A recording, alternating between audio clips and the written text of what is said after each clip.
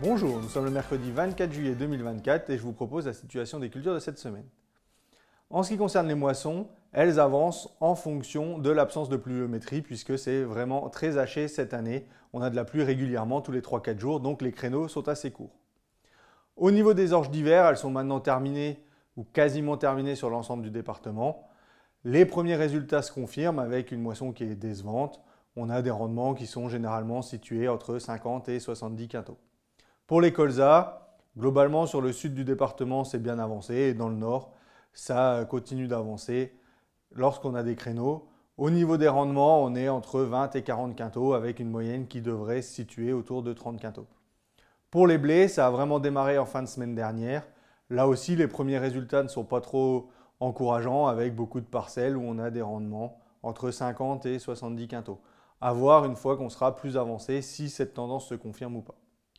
Cette semaine, je vous propose également de faire un point sur les limaces, puisqu'on en a vu énormément au printemps avec ce printemps humide. En plus, on n'a pas eu d'hiver, donc la pression a été très importante sur les cultures de printemps et elle risque également d'être très importante dès les semis de colza. Donc pour ça, il y a plusieurs méthodes à mettre en place pour essayer de diminuer au maximum ce risque pour les colzas et puis après donc pour les céréales. Donc déjà pour rappel, on a deux espèces dominantes, les limaces grises qui vont faire entre 4 et 5 cm, qui vont généralement pondre une, surtout 2 fois par an, à peu près 300 œufs à chaque fois, et elles ont une durée de vie d'environ 1 an. Et on a les limaces noires, elles sont plus petites.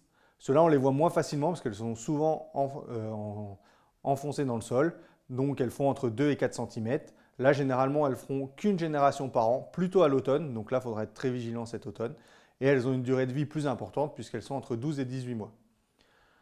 Donc pour lutter contre ces limaces, la première chose à faire, c'est le travail du sol en interculture et de déchaumer sur à peu près 10 cm pour remonter les jeunes limaces et les œufs et les faire sécher. Donc ces déchaumages doivent être faits avant une période plutôt chaude et sèche. L'objectif, ça va être de dessécher les 10 premiers centimètres pour que tous ces œufs sèchent et donc qu'on ait moins de limaces à l'automne.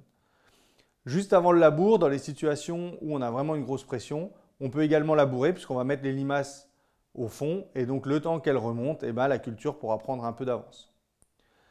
Ce qu'il faut également mettre en place, c'est la surveillance avant le semis, notamment sur les parcelles avant d'implanter le colza, donc quelques jours avant, mettre un piège à limaces et en fonction de la pression, décider si on intervient dès le semis pour limiter les risques.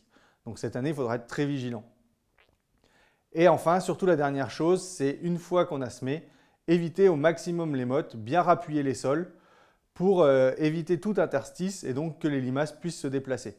Si on rappuie bien, on peut décaler l'arrivée des limaces jusqu'à 8 jours et donc permettre que la culture prenne de l'avance et limiter au maximum les risques. Et donc ensuite, pour l'intervention, on a deux matières actives. C'est donc le phosphate ferrique qui est le produit de biocontrôle et le métaldéhyde.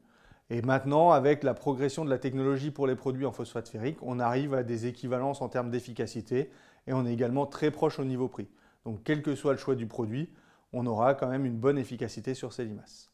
Donc soyez vigilants, il faudra être très attentif au moment du semis, ne pas hésiter à mettre des pièges et surtout bien soigner le semis.